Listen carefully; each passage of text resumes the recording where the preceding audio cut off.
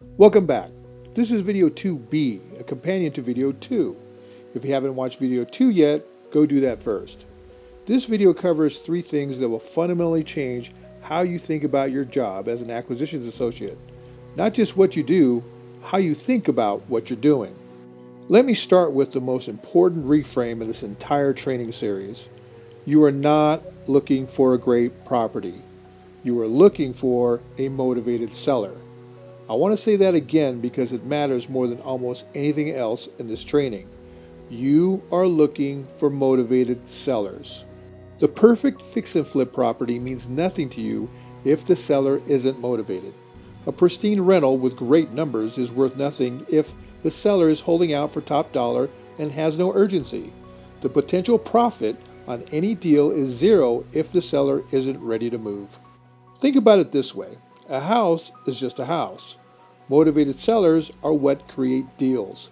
The moment you find a seller who has a real reason to sell, financial pressure, a life change, a property they can't maintain, an estate situation, a divorce, a job relocation, that is where the opportunity is. That is your opening.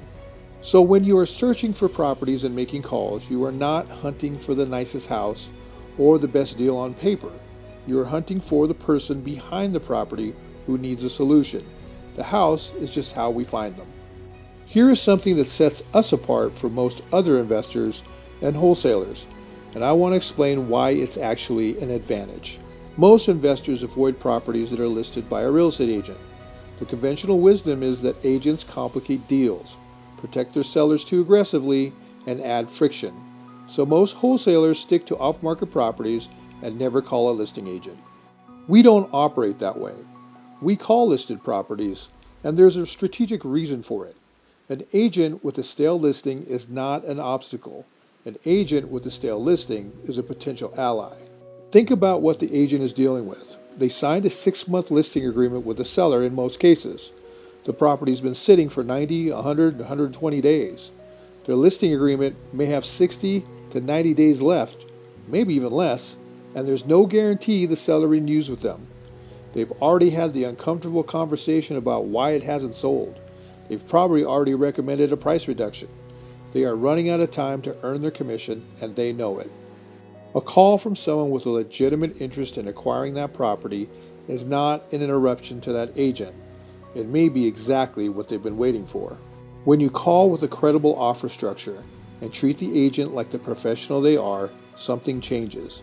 They stop being a gatekeeper and start being a partner in getting the deal done. They know their seller's situation. They know what terms might work. An agent who is running out of time and options can be one of the best valued allies in any transaction. The key is how you approach them. You're not calling to lowball their seller and make their life harder. You're calling to present an option that their seller may not have considered and to work with the agent, not around them. Now, you've identified a property that looks promising. Before you pick up the phone, do not skip this step.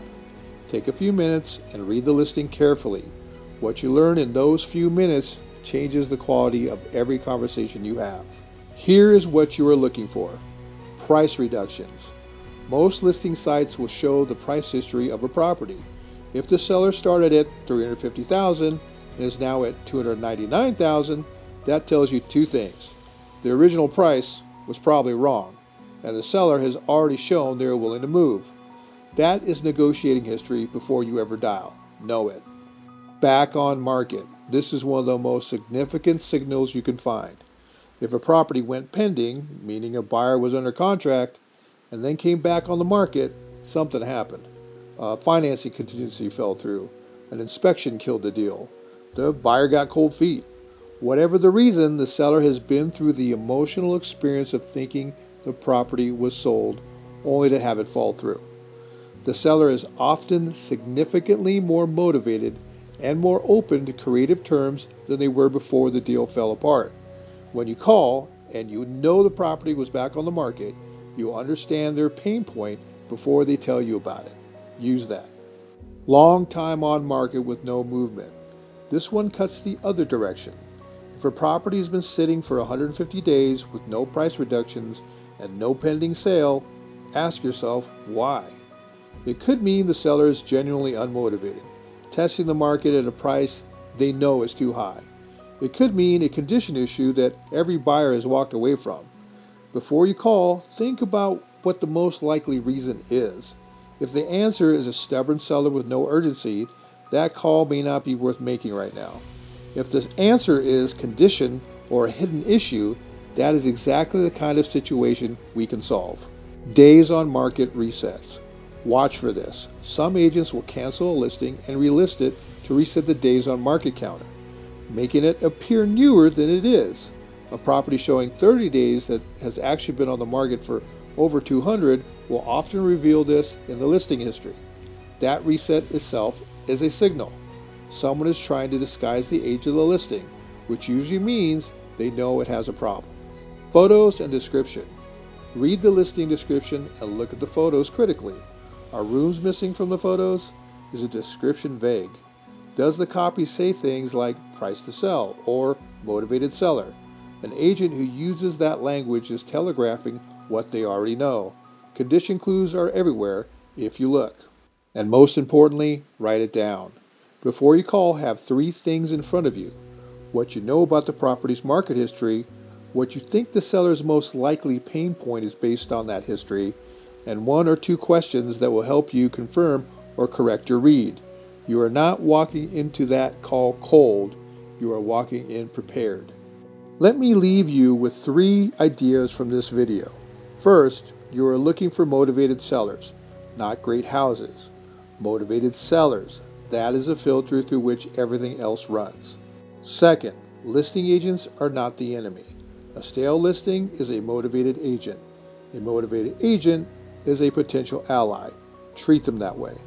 Third, never call cold. Read the listing first. Price history, back on market, days on market trend, photos, description.